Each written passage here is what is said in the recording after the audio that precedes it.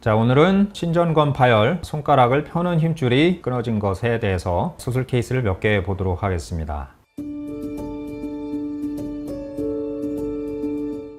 자, 이렇게 환자분들이 손가락이 안 펴지신다고 내원을 하시게 됐는데요. 왼쪽 사진을 보면 엄지손가락이 반대쪽보다 이렇게 덜 펴지는 걸 볼 수가 있고, 오른쪽 사진을 보면 약지와 새끼손가락이 반대쪽보다 덜 펴지는 걸 볼 수가 있죠. 이 왼쪽 분은 이제 원위 요골골절이라고 하는 손목 골절이 있은 다음에 힘줄 파열이 발생하신 분이고, 오른쪽 분은 류마티스가 오래되면서 이렇게 힘줄이 끊어져서 손가락이 안 펴진 분이 되겠습니다. 문제는 이런 분들이 끊어지신 다음에 늦게 오신다는 게 치료를 어렵게 하는 원인이 되겠고요. MRI만 봐도 굉장히 힘줄이 너덜너덜해져 있다, 그거를 알 수가 있습니다. 어떤 수술 방법이 표준이냐면, 예를 들면 검지손가락으로 움직이는 힘줄이 두 개가 있으니까 이 중에 요 하나를 떼어 가지고 여기로 옮겨주는 수술을 하는 겁니다. 검지손가락을 펴려고 할 때 이제 엄지손가락을 펼 수 있게 되는 그런 수술을 하는 게 지금 현재 표준으로 돼 있는 치료가 되겠습니다. 저는 이 중에서 너덜너덜해져서 힘줄 퀄리티가 안 좋기 때문에 이을 수 없다는 거는 그러면 강한 방법으로 봉합을 하면 되지 않을까, 이런 생각을 했고요. 국내 어떤 미세수술과 수지접합 같은 것을 주로 하시는 분이 개발한 아주 강한 힘줄을 봉합하는 방법이 있어서 제가 이걸 신전건 파열에서 응용을 해봤습니다.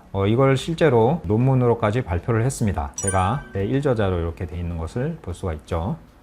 자, 증리의 첫 번째는 기존의 교과서적인 방법으로 치료한 사례가 되겠는데요. 2년 전에 사진에서 보시는 것처럼 손목 골절이 있어서 수술을 받으신 분이고, 31세 여자분인데 골절 수술을 하고 나서 1년 후부터 엄지손가락이 이렇게 잘 안 펴지는 상태로 사셨던 분입니다. 끊어진 지도 오래됐고, 당연히 지금 현재 방법으로는 다시 원래의 힘줄에는 이어놓을 수 없는 걸로 돼 있고요. 그러다 보니까 이제 저도 표준적인 방법으로 건이전술이라는 다른 손가락 움직이는 힘줄을 엄지손가락 펴는 힘줄로 옮겨주는 수술을 계획을 하고 수술장에 들어갔습니다. 이렇게 엄지손가락 펴는 힘줄 끝부분이 이쪽에 있는 것을 볼 수가 있고요. 자, 이건 힘줄을 다시 연고를 하고 난 다음의 사진인데, 보시면 힘줄에 텐션이 회복이 돼서 손목을 굽힐 때 엄지손가락이 이렇게 펴지는 걸 볼 수가 있습니다.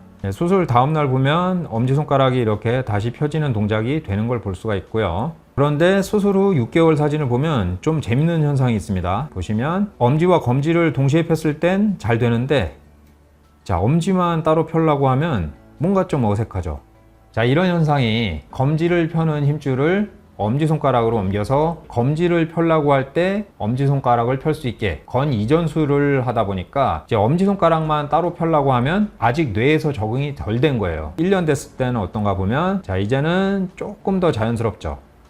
이제 두 개 같이 펼 때도 잘 되고, 다 같이 펼 때도 잘 되고, 엄지손가락만 펴려고 할 때도 전보다는 자연스러운 걸 볼 수가 있습니다. 그래도 이분은 젊으니까 건이전술을 하고 나서도 이렇게 적응을 빨리 한 편입니다. 사진으로 비교를 해보시면 엄지하고 검지를 이렇게 같이 폈을 때보다 엄지만 폈을 때가 아주 미세하게나마 조금 덜 펴지는 걸 볼 수가 있죠. 자, 두 번째 증례는 건 직접 봉합술, 그러니까 끊어진 원래의 힘줄에 이어놓은 증례가 되어 있는데요. 66세 여자 환자였고, 3개월 전에 손목 골절 후에 1개월 전부터 엄지손가락이 안 펴진다는 증상을 주소로 내원했습니다. 영상 보시면 펴려고 할 때 엄지손가락이 안 펴지는 걸 볼 수가 있고요. 자, 여기 수술 사진이고요. 보시면 이 끊어진 힘줄을 잡고 있는 건데, 이렇게 보시면 아주 너덜너덜해져 있는 걸 볼 수가 있죠.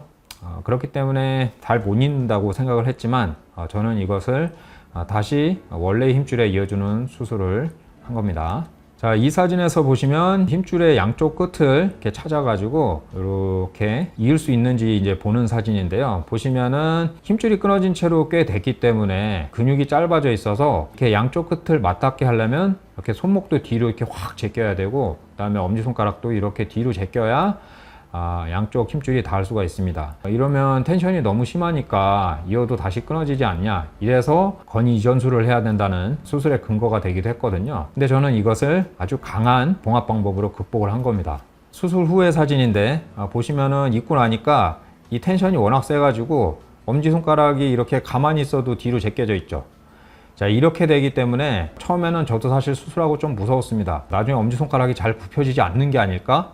이런 생각을 했고요. 실제로 학회에서 발표를 했을 때도 그렇게 하면 구부러지는 게 잘 안 되지 않냐, 이런 질문을 하셨었습니다. 이 영상은 수술 후 2주의 사진인데, 보시면 이제 엄지손가락 펴는 기능은 잘 회복이 됐는데, 보시는 바와 같이 좀 엄지손가락 구부리는 거는 얼마 안 되는 것 같죠? 처음에는 상당히 좀 무서울 수 있습니다. 그런데 4주에 보시면 이제 구부리는 게 전보다는 뭔가 조금 더 되는 것 같습니다. 피는 건 당연히 잘 되고 있고요. 6개월째 보시면 어때요? 보시면 펴는 거 당연히 잘 되고, 엄지손가락만 까딱까딱 하는 것도 연세 많으신 분인데도 잘 되고, 같이 움직이는 건 당연히 잘 되죠. 이거는 검지손가락 움직이는 힘줄을 건드린 적이 없으니까. 그리고 1년째 봤을 때는 구부리는 것도 많이 회복이 돼서 반대쪽하고 비슷할 정도로 이제 엄지손가락 구부리는 기능도 많이 회복이 됐습니다.